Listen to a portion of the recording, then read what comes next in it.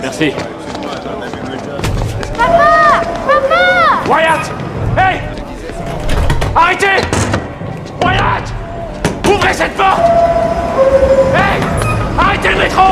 David ne peut que regarder le train partir, impuissant. Il appelle immédiatement la police. David est l'un des magnates de l'immobilier les plus influents de New York. Son fils, Wyatt, a été enlevé. L'affaire attire rapidement l'attention des hauts responsables. Les lieux sont rapidement bouclés par un important déploiement policier. Je me rends sur place en urgence. Soudain, cet endroit me semble étrangement familier. En y regardant de plus près, je me souviens d'il y a 13 ans. Un garçon nommé Hector avait été enlevé dans ce même quartier. Il n'a jamais été retrouvé. À l'époque, la police pensait que son père biologique l'avait emmené en République dominicaine. Mais j'ai toujours pensé qu'il y avait un autre coupable derrière tout ça. Nick me rappelle de me concentrer sur la victime actuelle. Plus de 3 heures se sont écoulées depuis la disparition de Wyatt, mais la police n'a toujours aucun indice. Un témoin affirme avoir vu Wyatt sortir d'un magasin. Les détectives se rendent rapidement sur les lieux. Ils retrouvent le téléphone de Wyatt dans une poubelle. Après avoir interrogé le commerçant, ils apprennent que Wyatt était bien avec un homme adulte. Cet homme a acheté une bouteille de décolorant pour cheveux blonds. Vous croyez que quelqu'un imite l'affaire Hector Rodriguez? On n'a pas révélé cette histoire de teinture à la presse. Bon, ça va, on a compris, c'est toi qui avais raison. Ce détail n'a jamais été révélé au public. Autrement dit, ce n'est pas un copycat. Le ravisseur d'il y a 13 ans est de retour. Je me rends ensuite chez la famille qui a vécu la même tragédie il y a 13 ans. Elle dénonce la superficialité de la société. Si ce n'était pas le fils d'un riche, qui se souviendrait encore de l'ombre d'un enfant des quartiers pauvres? À ce moment-là, Dolores parle de la lettre qu'elle a écrite. Je n'ai rien reçu de votre part. Il m'a dit de l'envoyer au service des affaires classées.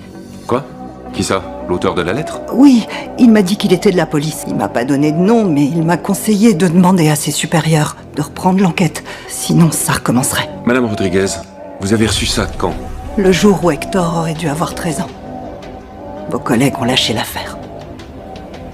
Exactement comme vous.